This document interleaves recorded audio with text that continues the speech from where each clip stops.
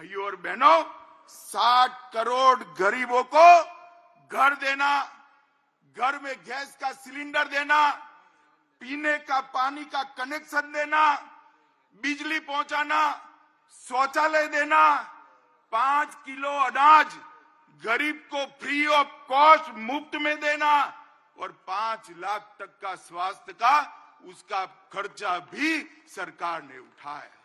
आज ये 60 करोड़ गरीब अपना बैंक अकाउंट भी रखते हैं और डिजिटल इंडिया से एक गरीब महिला अपनी सब्जी भी परचेज कर पाती है, सब्जी भी खरीद करती है। इन लोगों के जीवन में 70 साल तक जो सारी अभाव था, वो अभाव को एक ही 10 साल में समाप्त करने का काम हमारे प्रिय नेता नरेंद्र मोदी जी ने किया है।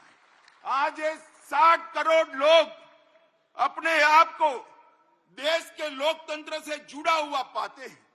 आज ये 60 करोड़ लोग हमारे संविधान की सार्थकता को महसूस कर रहे हैं। 10 साल में इतना बड़ा परिवर्तन आया है।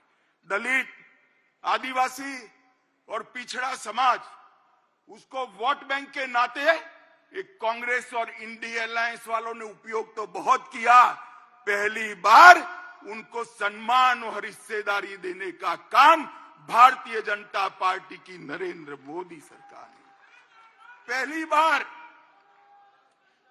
पहली बार ये देश का गौरव पूरी दुनिया ने महसूस किया। दुनिया में भारत के लोग कहीं पर भी जाते हैं, कहीं पर भी दुनिया में आप चले जाओ, पूछेंगे मोदी के भारत से आते हो ना। ये पहचान दुनिया में, विश्व में खड़ी करने का काम हमारे नेता नरेंद्र मोदी जी ने किया है। और मैं आज बताना चाहता हूं मित्रों आपको कि 140 करोड़ की जनता ने पहली बार महान भारत का स्वप्न देखने का साहस नरेंद्र मोदी जी ने दिया है। न केवल महान भारत का स्वप्न देने का साहस, उस स्वप्न को सिद्धि में परिवर्तित करने के लिए सामूहिक पुरुषार्थ करने का मन भी नरेंद्र मोदी ने बनाया है और पूरे देश के सामने एक लक्ष्य रखा कि 2047 में भारत पूर्ण विकसित भारत होगा, आत्मनिर्भर भारत होगा, गुलामियों की निशानियों से मुक्त भारत होगा। ये संकल्प पहली बार 140 करोड़ की जनता के सामूहिक संकल्प के माध्यम से आज विश्व के सामने उभर कर आया है और इस संकल्प का एक्नॉलेजमेंट भी पूरा विश्व कर रहा है। मित्रों, मोदी जी ने 10 साल के अंदर कई सिद्धियां प्राप्त की है। गरीबी से मुक्ति, भ्रष्टाचार से मुक्ति, जातिवाद से मुक्ति, परिवारवाद से मुक्ति, तुष्टीकरण से मुक्ति। इस देश का लोकतंत्र कई सालों तक भ्रष्टाचार, जातिवाद, परिवारवाद और तुष्टीकरण के नासुरों से ग्रसित रहा। नरेंद्र मोदी जी ने पहली बार भ्रष्टाचार, जातिवाद, परिवारवाद और तुष्टीकरण की राजनीति को समाप्त कर पॉलिटिक्स ऑफ परफॉर्मेंस को एस्टैब्लिश करने का काम नरेंद्र मोदी जी ने किया। नरेंद्र मोदी जी ने अपने कर्तव्य से, अपने कर्तृत्व से देश की पूरी जनता को एक सामूहिक हीन भावना थी, इस सामूहिक हीन भावना को, एक मास इंफीरियरिटी कॉम्प्लेक्स को समाप्त कर हम भी कर सकते हैं, हम ही करेंगे, एक गौरव के साथ दुनिया के सामने किया। नरेंद्र मोदी जी ने पहली बार इस देश को गुलामी के प्रतीकों से मुक्ति दिलाने का आह्वान किया। ये शुरुआत आजादी के दूसरे दिन होनी चाहिए थी, परंतु जब तक कांग्रेस रही, जब तक इंडिया अलायंस वाले रहे, इसकी कल्पना भी नहीं की।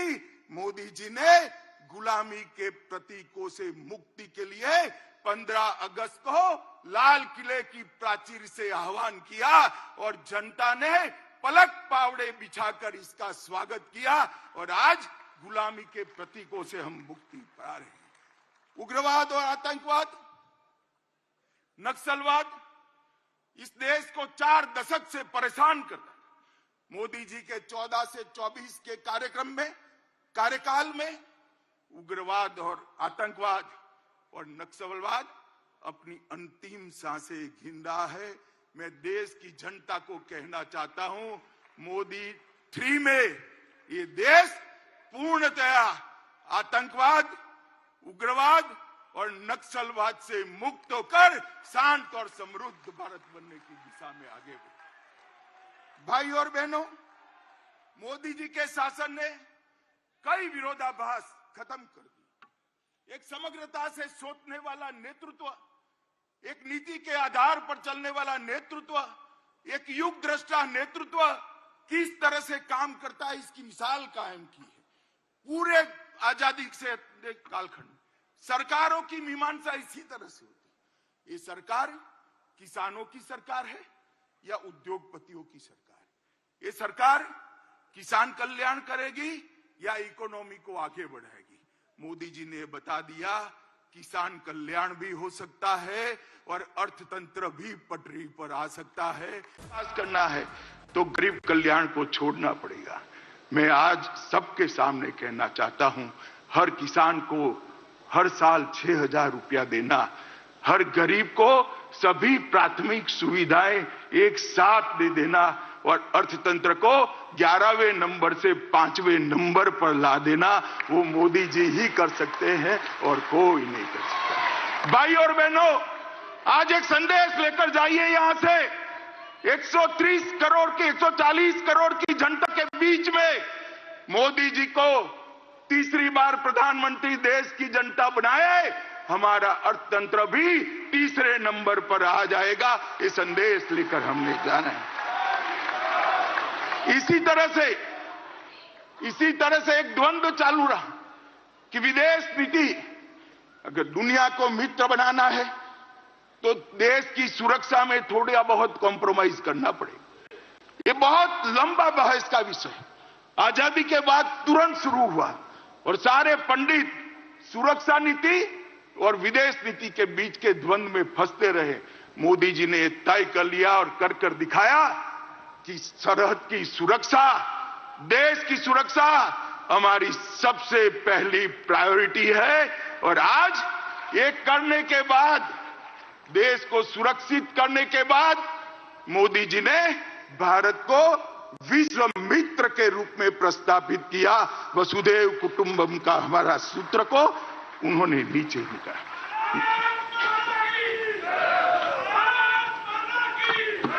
मित्रों, इंडी अलायंस और कांग्रेस पार्टी, इसकी देन थी कि इस देश के लोकतंत्र की स्पिरिट को खत्म कर दी। देश के लोकतंत्र को भ्रष्टाचार, परिवारवाद, तुष्टीकरण और जातिवाद से कलर्ड कर दिया। कभी भी स्वतंत्र रूप से जनमत उभर कर न आए, इस प्रकार की लोकतांत्रिक व्यवस्था करने में परिवारवादी पार्टियां लगी रही। मोदी जी ने 10 ही साल में भ्रष्टाचार, परिवारवाद, तुष्टीकरण और जातिवाद को समाप्त कर विकास की राजनीति को मध्य बिंदु में लाया, जिसको देश की जनता ने स्वीकारा। मित्रों,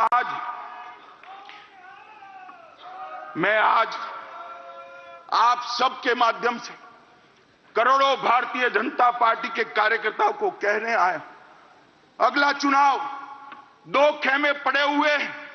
महाभारत के युद्ध में जैसे पांडव और कौरव के खेमे पड़े थे, इसी तरह चुनाव के पहले 2 खेमे पड़े हैं। एक खेमा है मोदी जी के नेतृत्व में, बीजेपी के नेतृत्व में एनडीए का गठबंधन, और दूसरा है कांग्रेस के नेतृत्व में सारी परिवारवादी पार्टियों का इंडी अलायंस।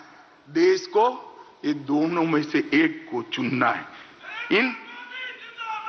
इंडी गठबंधन एक घमंडिया गठबंधन, भ्रष्टाचार, परिवारवाद और तुष्टीकरण की राजनीति का पोषक, और भाजपा और एनडीए का गठबंधन राष्ट्र प्रथम के सिद्धांत पर चलने वाला गठबंधन है। इन्होंने तो आकाश से भी आगे जाकर अंतरिक्ष में भी घोटाला किया, भूमि से आगे जाकर पाताल में खदानों का भी घोटाला किया और समंदर को भी नहीं छोड़ा, वहां सबमरीन का भी घोटाला कर दिया।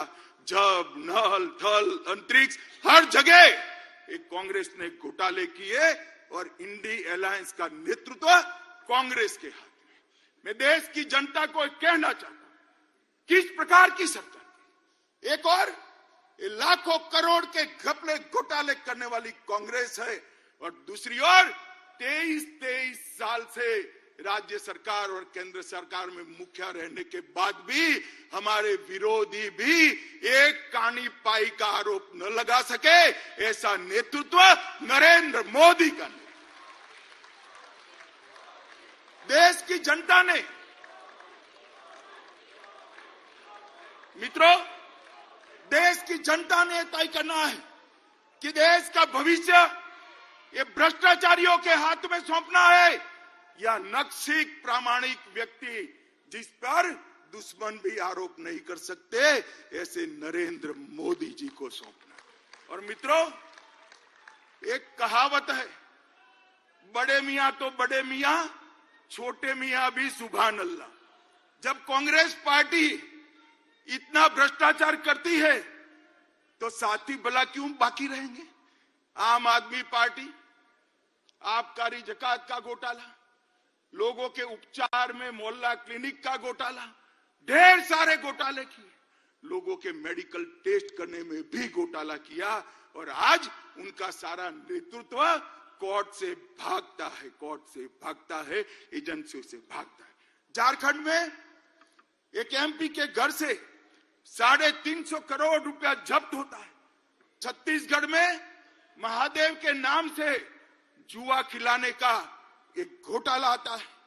डीएमके के मंत्रियों के घर से करोड़ों रुपया बरामद होता है। तृणमूल कांग्रेस के मंत्रियों के घर से अनेक करोड़ रुपया, 55 करोड़ तो एक ही स्थान पर से मिलते, अनेक करोड़ रुपयों का, सैकड़ों करोड़ के घोटाले बाहर है और लालू जी सजा आपता है और अभी भी एक एक नई भ्रष्टाचार की एफआईआर उन पर हो रही है। मित्रों, ये पूरा इंडी अलायंस, ये कांग्रेस पार्टी के नेतृत्व में घमंडिया गठबंधन, ये पूरा भ्रष्टाचार से लिप्त।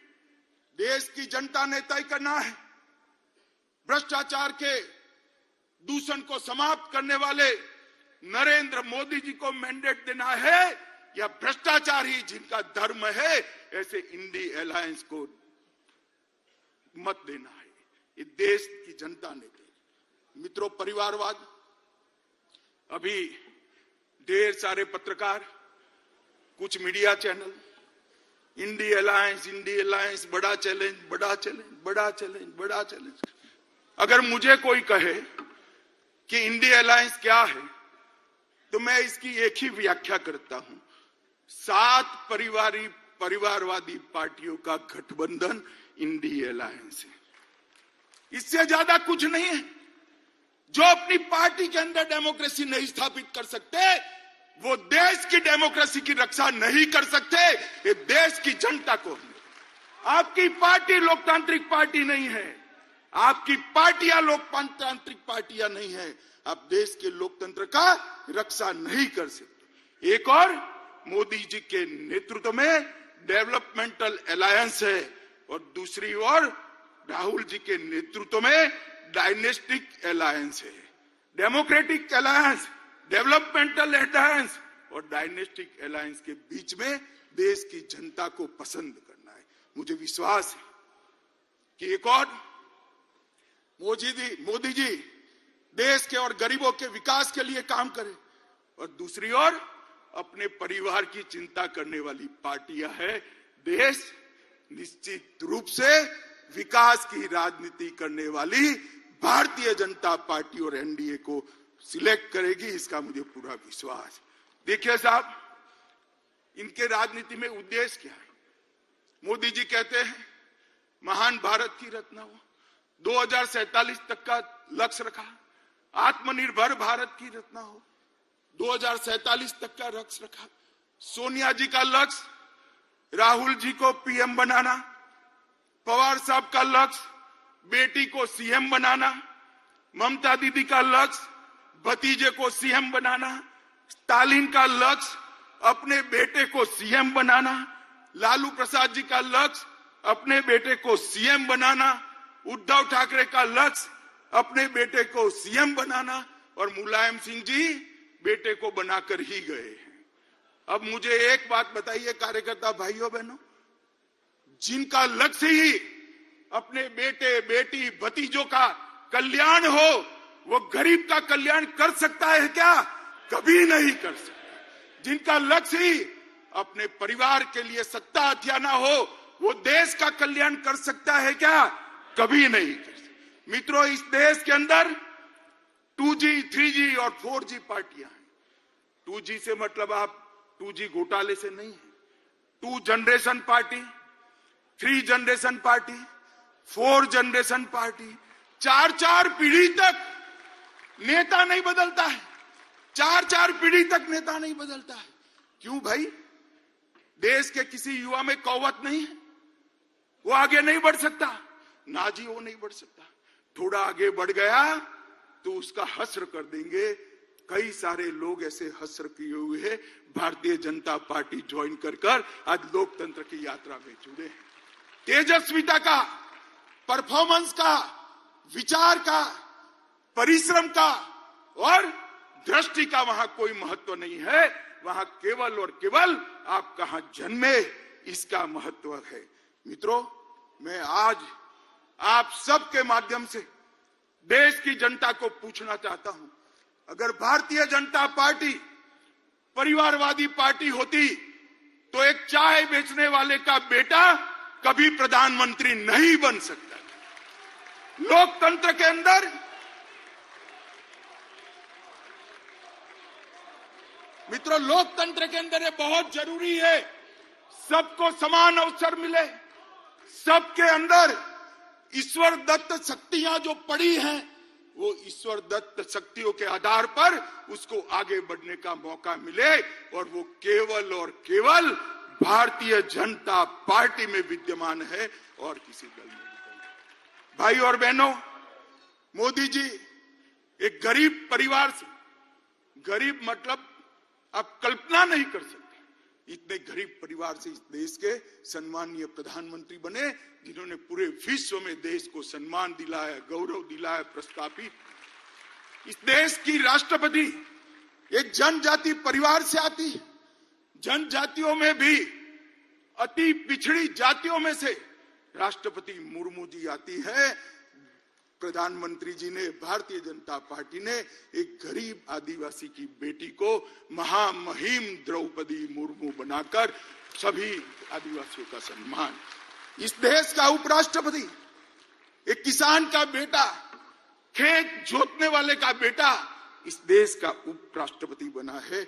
मित्रों, मैं खुद कह मानता हूं कि भारतीय जनता पार्टी में बूथ का काम करने वाला एक व्यक्ति देश का प्रधानमंत्री भी बन सकता है, राष्ट्रपति भी बन सकता है, और वो केवल और केवल भारतीय जनता पार्टी में ये सहूलियत उपलब्ध है, क्योंकि हमने हमारी पार्टी को लोकतांत्रिक पार्टी बनाकर रखा है।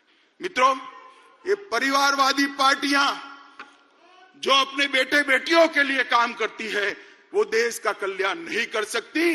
केवल और केवल राष्ट्र प्रथम के नारे के साथ आगे बढ़ रही भारतीय जनता पार्टी, मोदी जी के नेतृत्व में आगे बढ़ रही भारतीय जनता पार्टी ही देश का कल्याण कर सकती है।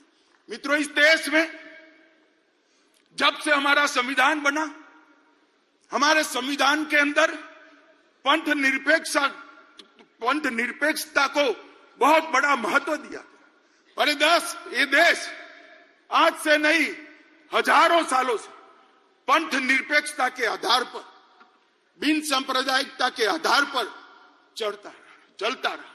राज्य का कभी कोई धर्म नहीं होता है, सबको अपना धर्म बनाने की, मानने की और उसका अनुसरण करने की छुट्टी भी है, मुक्ति भी है। परंतु कांग्रेस पार्टी ने वोट बैंक की रचना करने के लिए संविधान की उदात्त भावनाओं में भी विकृति डालकर पंथ निरपेक्षता को तुष्टीकरण की राजनीति से दूषित किया। मित्रों, मैं आज आप सबके सामने कहना चाहता हूं, ये कांग्रेस पार्टी जिसने भगवान श्री राम के अस्तित्व को नकारा और एफिडिएट पर नकारा, बाद में उनको एफिडिएट वापस ले। ट्रिपल तलाक का कानून जो केवल और केवल महिलाओं को, मुस्लिम महिलाओं को उनके अधिकार देने का कानून है, इसका आपने विरोध किया। यूसीसी जो कांग्रेस के समय में ही संविधान निर्माता एक लक्ष्य देश के लिए रख कर गए थे, उत्तराखंड सरकार यूसीसी लाई, कांग्रेस ने इसका भी विरोध किया। मित्रों, धारा 370 जब संविधान बना तब ये तय था कि टेम्पररी का मतलब है उचित समय पर उसको हटा देना, मगर 70 साल तक उचित समय आया नहीं। धारा 370 के कारण कश्मीर के अंदर अलगाववाद बढ़ा, उग्रवाद बढ़ा, पाकिस्तान को अंदर पैर रखने की भूमि मिली और 40,000 से ज्यादा लोग मारे गए, मगर तुष्टीकरण की राजनीति ने धारा 370 को हटाने नहीं दिया। इस देश की जनता ने मोदी जी को दूसरी बार पूर्ण बहुमत दिया। 5 अगस्त 2019 को मोदी जी ने धारा 370 को समाप्त कर दिया और आज कश्मीर एक नए युग के साथ आगे बढ़ रहा है। पीएफआई पर बैन हमने लगाया, तब भी कांग्रेस और इंडिया अलायंस के लोगों ने टेढ़े मेढ़े बयान किए। दक्षिण भारत की महान परंपरा, तमिलनाडु की महान परंपरा, पवित्र सेंगोल को हमने पार्लियामेंट के अंदर बड़ी पवित्रता से प्रस्तावित किया। इसका भी कांग्रेस पार्टी और उनके साथियों ने विरोध किया। ये जहां भाजपा विजयी होती है उन राज्यों को गौमूत्र स्टेट कहते हैं।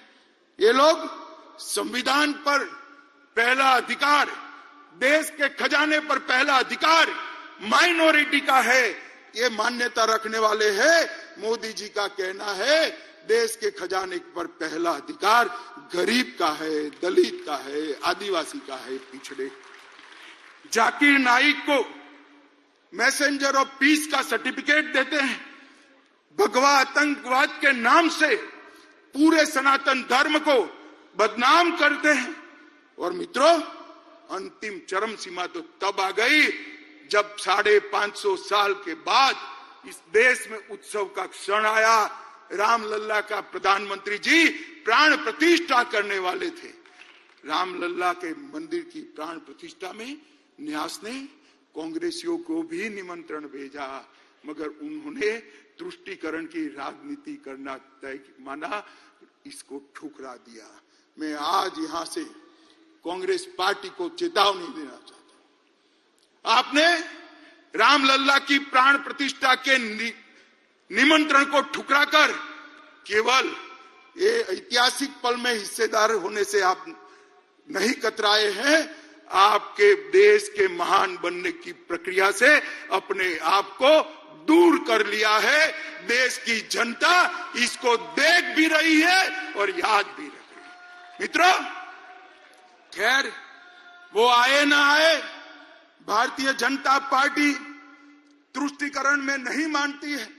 मैं आज इस महान अधिवेशन के सामने कहना चाहता हूं, किसी भी लोकतांत्रिक देश में भी बहुमत समाज ने अपनी श्रद्धाओं के निर्वहन के लिए इतनी लंबी कानूनी लड़ाई नहीं लड़ी है। 75 साल तक हम कानूनी लड़ाई लड़े और संपूर्ण लोकतांत्रिक तरीके से हमने राम मंदिर का निर्माण किया। इसका संपूर्ण यश हमारे प्रधानमंत्री नरेंद्र मोदी जी को जाता है।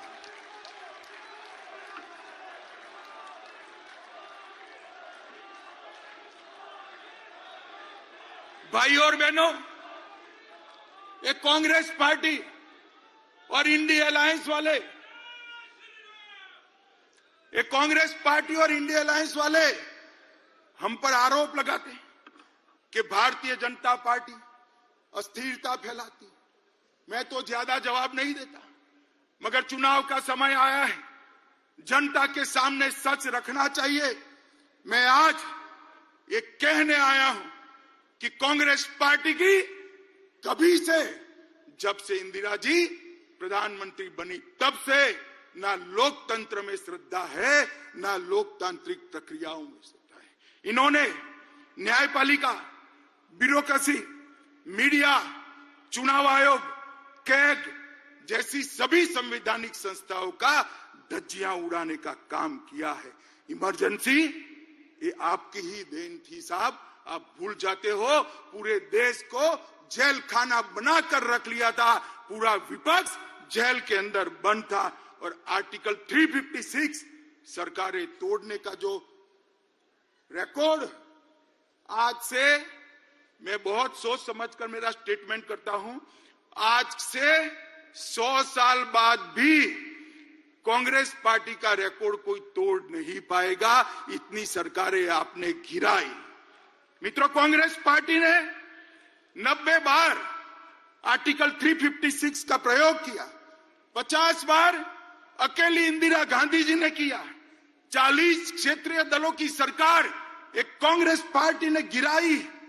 3 केंद्र की सरकार, चौधरी चरण सिंह, चंद्रशेखर जी, देवगौड़ा जी और गुजराल, ये 4 सरकारों को गिराने का काम भी कांग्रेस पार्टी ने किया है।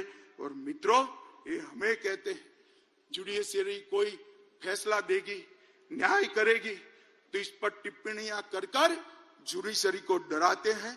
मैं कांग्रेस पार्टी को याद कराता हूं, 1973 में 3 वरिष्ठ जजों को कुदाकर जस्टिस सेहलत, जस्टिस ग्रोवर और जस्टिस हेगड़े को कुदाकर आपने एएन रे को सर्वोच्च न्यायाधीश बनाया, क्योंकि आप रायबरेली का फैसला आपके खिलाफ आ गया था। मित्रों, हमने कभी जुडिशरी के खिलाफ इस प्रकार के षड्यंत्र नहीं किए।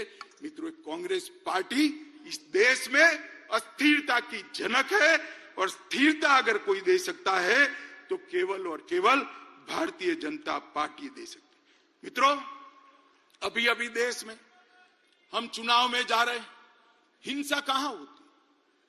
मैं आज देश के मीडिया को भी कहना चाहता हूं, हिंसा की बात आप करते हैं, कौन से राज्यों में चुनावी हिंसा होती है? कौन से राज्य में पॉलिटिकल हिंसा होती है? मैं आज देश की जनता को गिनाना चाहता हूं। केरल, हमारे 100 से ज्यादा कार्यकर्ता शहीद हो गए, 300 से ज्यादा कार्यकर्ता अपाहिज हो गए। किसका शासन है? इंडिया अलायंस का शासन है। बंगाल, सैकड़ों कार्यकर्ता मौत के घाट उतार दिए गए। हमेशा चुनाव में धांधली, घपलेबाजी और हिंसा होती रही। किसका वहां राज है? ममता दीदी का राज है, इंडिया अलायंस का राज है। बिहार में भी जंगल राज था, तब 100-100 किलोमीटर दूर मतपेटियां मिलती थी। किसका राज था? इंडिया अलायंस का राज था। यूपी में भी चुनाव का रेगिंग होता था। हमारी सरकारों में कभी रेगिंग नहीं हुआ। किसकी सरकार थी? आपकी सरकार थी। मित्रों, आज भारतीय जनता पार्टी के हजारों कार्यकर्ता हिंसा की भेंट चढ़े। कईयों ने तो जान गंवाई, कई अपाहिज हुए, कईयों के घर जल गए। हम तो हिंसा के भुक्तभोगी है। हिंसा फैलाने वाला गठबंधन अगर कोई है तो एक घमंडिया गठबंधन है, इंडिया अलायंस है। भाई और बहनों, ये कांग्रेस का शासन था। आजादी के वक्त कांग्रेस ही देश की ओर से नेगोशिएट करते, तब ही देश का विभाजन। और आज भी कांग्रेस की विभाजनकारी प्रवृत्ति राजनीतिक फायदे के लिए कम नहीं हुई। अभी अभी कांग्रेस के नेता ने कहा कि इस देश के 2 टुकड़े होने चाहिए। खुलेआम देश के 2 टुकड़े करने की बात करते हैं। कांग्रेस पार्टी इस स्टेटमेंट से कन्नी भी नहीं काटती है। ये बताता है कि कांग्रेस पार्टी इसका समर्थन करती। मां भारती का अपमान करने वाले जॉर्ज पुनिया का कांग्रेस के राजकुमार आशीर्वाद लेते हैं। जॉर्ज सोरेस जो भारत विरोधी है, वो उनका समर्थन करता है। कोयम्बतूर बम ब्लास्ट को इंडिया अलायंस इसके गुनहगारों को रिहा कर देती है। और कांग्रेस के नेता पाकिस्तान में जाकर मोदी जी को हटाने के लिए पाकिस्तान की मदद मांगते हैं, पाकिस्तान की मदद मांगते हैं। जब धारा 370 मोदी जी ने हटाई, राहुल गांधी का 370 के समर्थन में जो बयान था वो पाकिस्तान ने यूनाइटेड नेशन में कोट अनकोट कर शर्म करो कांग्रेसी। आपके देश के खिलाफ आप विदेश में जाकर बोलते हो, देश के प्रधानमंत्री, देश की संसद, देश के लोकतंत्र की निंदा विदेश में जाकर करते हो, और धारा 370 जैसी महत्वपूर्ण चीज को आपने पाकिस्तान को यूएन में हथियार देकर देशद्रोह का एक उदाहरण सेट किया है मित्रों। और मैं देश की जनता को कहता हूं, ये विभाजनकारी प्रवृत्ति जो आजादी के वक्त थी वो आज भी वहां पर है, उसमें कोई परिवर्तन नहीं हुआ। मित्रों, अभी कांग्रेस के शहजादे को किसी ने एक भाषण लिखकर दे दिया है। उनका तय है, हर भाषण वो 9 महीने तक बोलते ही रहेंगे, 9 महीने के बाद स्क्रिप्ट बदलता है, ये तय है उनका। अभी उनके हाथ में ओबीसी का भाषण किसी ने थमा दिया है, हर जगह ओबीसी पूछते हैं, हर सवाल ओबीसी के लिए। मैं इनको कहना चाहता हूं, भाई अच्छा ट्विटर रख लो, अच्छा शिक्षक रख लो, और कांग्रेस पार्टी ने ओबीसी के लिए क्या किया है उसका जरा अध्ययन कर लो। आप जो बोल रहे हो वो आपके ही खिलाफ जा रहा है। मैं आज आप सभी को बताना चाहता हूं, 1957 में काका साहेब कालेलकर कमेटी ने पिछड़ों के लिए रिपोर्ट दिया, कांग्रेस पार्टी ने इसको कभी इंप्लीमेंट नहीं किया। मंडल आयोग बना 1980 में, मंडल आयोग को इंदिरा गांधी ने ठंडे बस्ते में डाल दिया। 1990 में जब इंप्लीमेंटेशन की बारी आई, विपक्ष के नेता नाते राजीव गांधी ने पार्लियामेंट में इसका विरोध किया। और मित्रों, ओडिशा में और जवाहरलाल जी ने 1951 में जातिवादी सर्वे का विरोध किया था। और भारतीय जनता पार्टी ने क्या किया?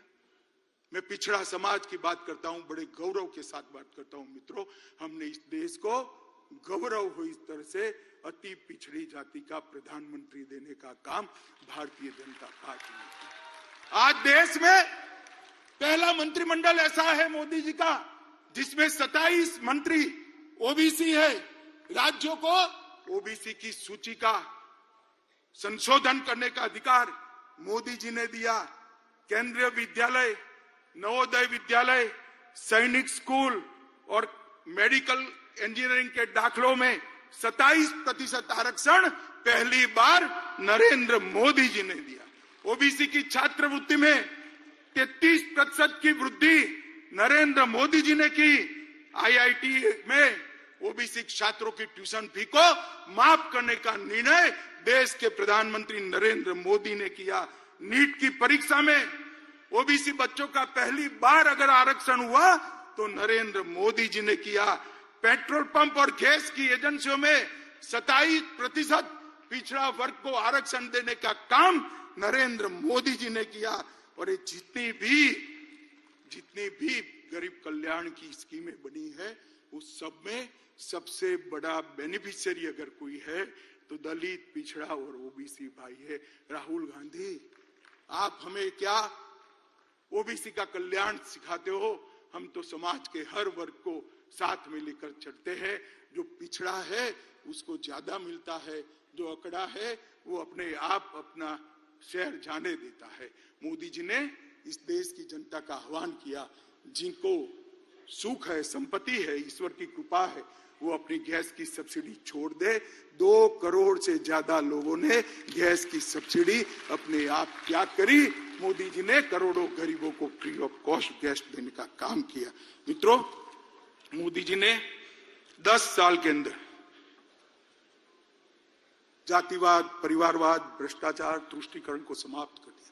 इसके आधार पर राजनीति करते थे, इसके आधार पर अपनी राजनीति को आगे बढ़ाते थे। उनका स्वप्न, ये 4 आधारों पर सत्ता हथियाने का स्वप्न मोदी जी ने चूर चूर कर रख दिया। अब इस प्रकार के कलुषित मैंडेट वो प्राप्त नहीं कर सकते।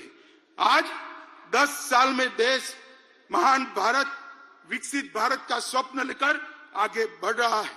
दूर दूर तक सत्ता प्राप्ति की संभावना आज घमंडिया गठबंधन को नहीं देखती है। इसके लिए वो लोग डिनायल मोड में आ गए, हर चीज में विरोध करते। धारा 370 और महिलाओं को अधिकार देने के कई मौके आए, वे विरोध करते रहे। 3 तलाक का विरोध किया, ओबीसी कमीशन का विरोध किया, कश्मीर में गुर्जर, बकरवाल, पहाड़ी, वाल्मीकियों को रिजर्वेशन देने का विरोध किया। नारी शक्ति वंदन अधिनियम में भी कई सारे व्यवधान खड़े किए। हिंदू शरणार्थियों को नागरिकता देने का सीए का बिल, इसका विरोध किया। एक देश एक टैक्स, जीएसटी का विरोध किया। दलित को राष्ट्रपति बनाना, आदिवासी को राष्ट्रपति बनाना आपने आम सहमति नहीं होने दी। सर्जिकल स्ट्राइक और एयर स्ट्राइक कर मोदी जी ने भारत की सेना के पराक्रम को पूरी दुनिया में प्रस्थापित, आतंकवाद के सामने एक कड़ा मैसेज दिया। आपने उस वक्त भी, राहुल बाबा, आपने उस वक्त भी देश से साक्ष्य मांगे थे। शर्म करो, शर्म करो, सेना के जवान की शहादत पर आप साक्ष्य मांगते हो। मित्रों, भारत ने वैक्सीन का निर्माण किया। 100 से ज्यादा देशों में हमारा वैक्सीन गया। वैक्सीन के माध्यम से आज 140 करोड़ का देश कोरोना से सुरक्षित हुआ। उसको भी मोदी वैक्सीन कर आपने बदनाम करने का प्रयास किया। मगर देश की जनता ने भी, आज भी कोई वैक्सीन लेने जाता है तो कहता है मोदी वैक्सीन दे दो भाई, मेरी इम्यूनिटी खत्म हो गई। Digital economy, direct benefit transfer, इसका विरोध किया। नई संसद बनाई। इतनी भव्य संसद देखकर आज पूरी देश की जनता पुलकित है, गौरवान्वित है। इसका भी आपने विरोध किया। कर्तव्य पथ बना, आपको राजपथ नाम अच्छा लगता था, कर्तव्य पथ का भी विरोध किया। भारत मंडपम में कोर्ट से उसको रोकने का प्रयास किया। यशोभूमि को भी रोकने का प्रयास किया। डाटा प्रोटेक्शन का विजनरी बिल, इसका भी विरोध किया। और अंत में रामलल्ला की प्राण प्रतिष्ठा का भी आपने विरोध किया। मित्रों, एक कांग्रेस डिनायल मोड में आ चुकी है। पूरे देश की जनता को मैं कहना चाहता हूं, 5 साल का पार्लियामेंट के अंदर कांग्रेस का हिसाब किताब निकालिए। इन्होंने पार्लियामेंट के अंदर शोर शराबे और बहिष्कार के अलावा कुछ नहीं किया। हम भी विपक्ष में रहे, 10 साल तक बैठे, आगे पूरा जीवन विपक्ष में। हम रचनात्मक विपक्ष की भूमिका निभाते, अच्छा है उसका समर्थन करते थे। और आपके भ्रष्टाचार को भी हमने उजागर किया। मगर आपने, क्योंकि भ्रष्टाचार है नहीं, बाहर जाना ही उचित समझा। मित्रों, इंडिया अलायंस अहंकार से युक्त है। वो सहन ही नहीं कर सकते। वो ऐसा मानते हैं कि देश का प्रधानमंत्री वो ही बन सकता है जो बड़े परिवारों से आता है। वो सहन नहीं कर सकते। एक गरीब मां का बेटा आज देश का प्रधानमंत्री बनकर देश को चला रहा है। ये अहंकार उनको भारतीय जनता पार्टी के खिलाफ खड़े। एक परिवारवादी राजकुमार सारे के सारे इकट्ठा होकर हमारा विरोध कर रहे। मोदी जी ने 40 से ज्यादा नीतियां बनाकर इस देश को नीतियों के आधार पर चलाने का काम किया। मैं पूरी सूची बोलना नहीं चाहता मित्रों, पॉलिसी पैरालिसिस हो गया, ऐसी पूरी दुनिया मनमोहन सिंह सरकार को कहती थी। आज मोदी सरकार ने हर क्षेत्र की 40 से ज्यादा पॉलिसी बनाकर पॉलिसी के आधार पर शासन कैसा हो सकता है उसका उदाहरण पूरी दुनिया में रखने का काम नरेंद्र मोदी जी ने किया। और मित्रों,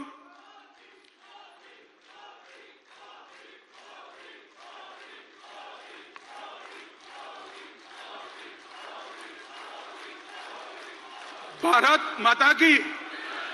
मित्रों, मैं और आप हमारे नेता के वखान करें, पत्रकार भी कहेंगे, घमंडिया गठबंधन भी करेगा, आपको ऐसा ही करोगे। मगर मैं आज देश की जनता का भी धन्यवाद करना चाहता हूं। आपने बार बार भारतीय जनता पार्टी को आशीर्वाद देकर, मोदी जी को आशीर्वाद देकर अपना समर्थन देता है। आज देश के 70 राज्यों में, 17 स्टेट्स में एनडीए की सरकार है, 58% हिस्से पर, जिसमें 57% आबादी है, वहां एनडीए का रूल है।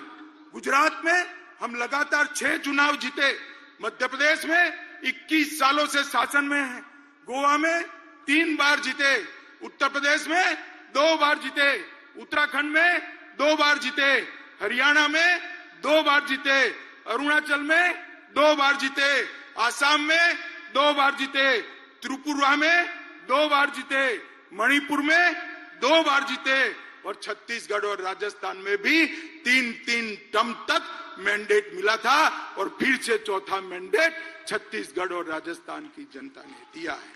बिहार, महाराष्ट्र, मेघालय, नागालैंड और सिक्किम, वहां एनडीए को बार बार आशीर्वाद मिला। मित्रों, ये जनादेश जो है वो मैं मानता हूं मोदी जी का परिश्रम, मोदी जी की नीतियां, मोदी जी के परफॉर्मेंस पर 140 करोड़ की जनता का ठप्पा है जो इंडिया अलायंस को नहीं दिखाई। भाई और बहनों, मैं अंत में इतना कहना चाहता हूं, अभी अभी इंडिया अलायंस वाले के जो नेता है कांग्रेस पार्टी, एक भारत जोड़ो यात्रा निकली। तोड़ना तो निवेदन तो आपके भारत तोड़ने के हैं, भारत जोड़ो यात्रा लेकर निकले।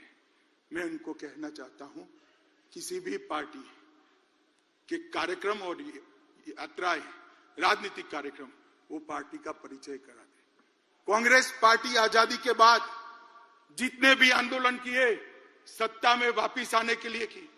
भारतीय जनता पार्टी का 1950 से इतिहास है।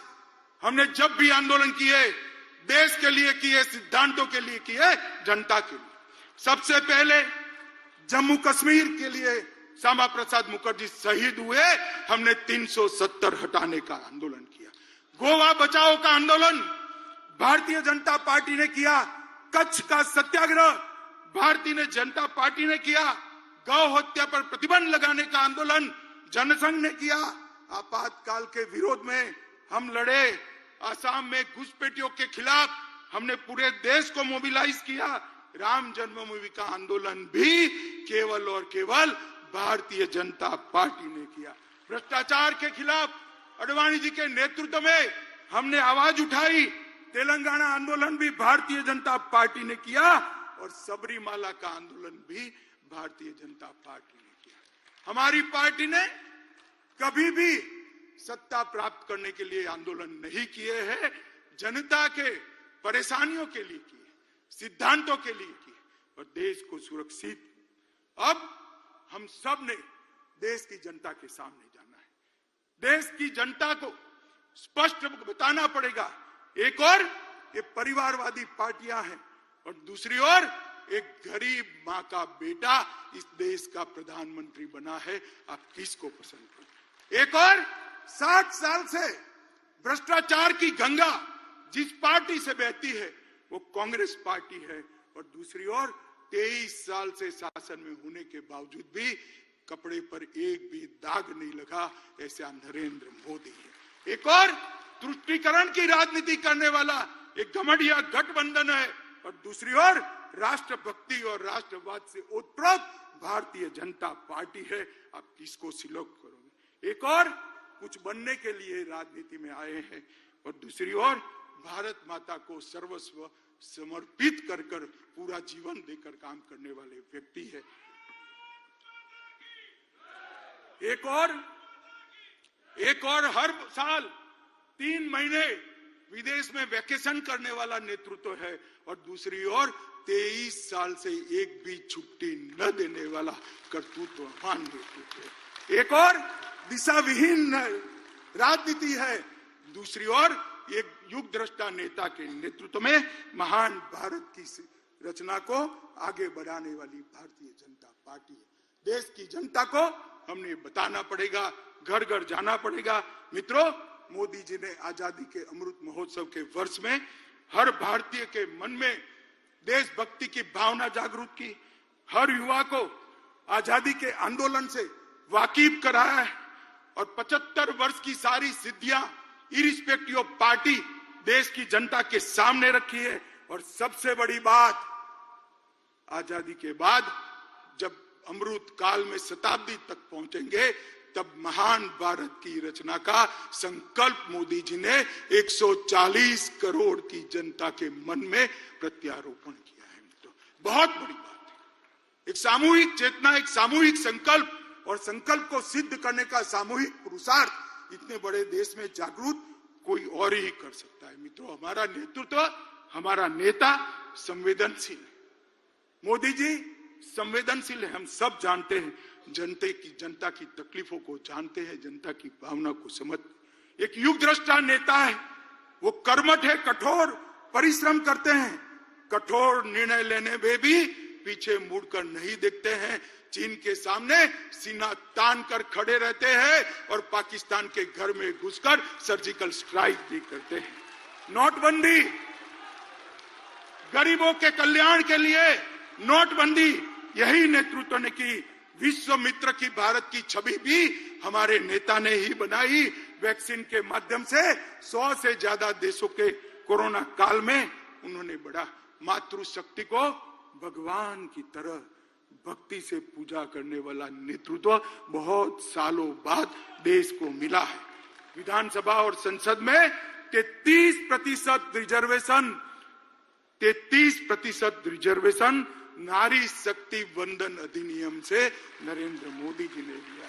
और जाति की कल्पना जो सदियों से इस देश में थी, इसको समाप्त कर गरीब, युवा, महिला और किसान, ये 4 वर्ग को समाहित कर साच अर्थ में संविधान की स्पिरिट को मोदी जी ने नीचे उतारा है, नीचे तक उतारा है। मैं मोदी जी को जानता हूं।